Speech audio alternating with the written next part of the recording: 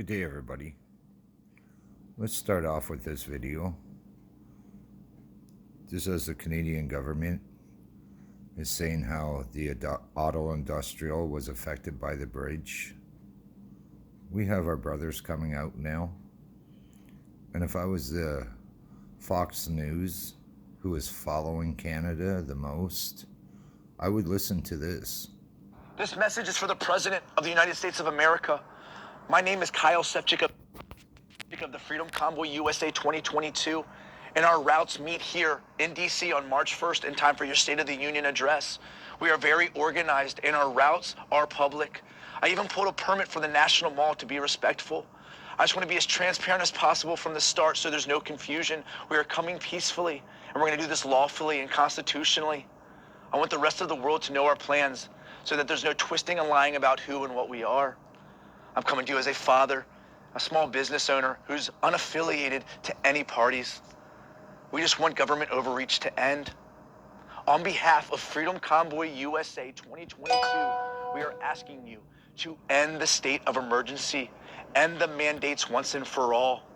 Sir, the world is watching us because they know that if what's happening in Canada happens to us here in the land of the free, then freedom as we know it is gone.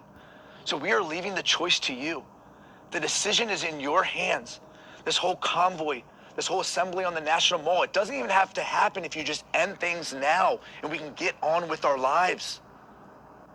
To you other convoys that plan on meeting us here, we look forward to seeing you and joining with you. We're going to do this right.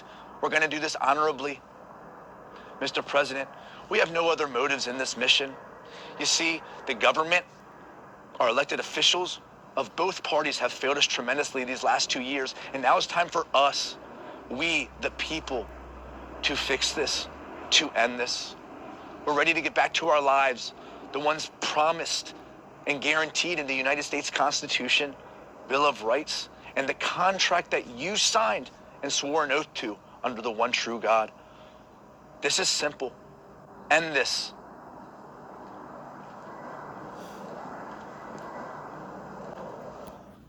I think the people got the message of what the reality behind fiction is. That's what you're hearing all across. So the Tucker Carlson to the governor of Michigan, who is complaining about your borders of what you would do. Are you going to bring the UN to come after America now?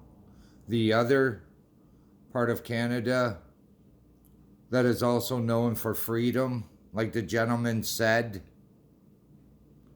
My Canadian brothers, I am Phil Ryerson running for Premier of Ontario. I will not come out until this election is over with. They are not going to arrest me. I will not allow this corrupt government to do that. We are going to hang in there. We will wait for our American brothers, and then people will come back out again. The two most known countries in the world for freedom are under attack by their own government. For freedom. You can see why the president of Russia, China, are just distracting America because they know inside their own people are coming after them. They're not going to make a movement. What for? I wouldn't. Just look at what you have Trudeau doing. He thinks that in 30 days this will be over with, 40 days this will be over with. When people vote in independent people like myself in this next election, the Conservative Party, the NDP Party, your fears are real because people want real people. First day, if I ever became Premier of Ontario, I would take away restrictions, mandates, take away private sector, private meetings. I would open up the whole Ontario House of Commons and let the people decide. This is why Cromwell created what he did for England. the House of Commons. Let's wake up, everyone. But to the American news, to Tucker Carlson and all the rest of yous, sitting there going, the Canadians are going through hell. You've created your own. I wish you all the best of luck out here. They're going, you're for the truckers. I am an activist against the government for 20 years. You see how corrupt they are. I've never seen before, like the NDP party put down white people, saying that everybody there is wearing white flags and they're all part of white supremacists. Well, me and my son are there wearing Canadian flags where he's black and I'm white. I will be the only mixed person in government and running for government. This should be really interesting, as they tell me I'm part of white supremacy with my black son there. Wow. That's like the Liberal Party coming out there and going, the Conservative parties are for people with swastikas.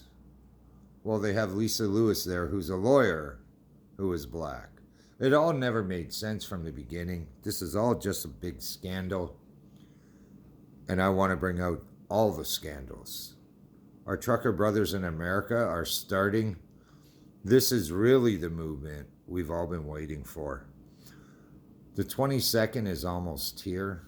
And man, I can't wait.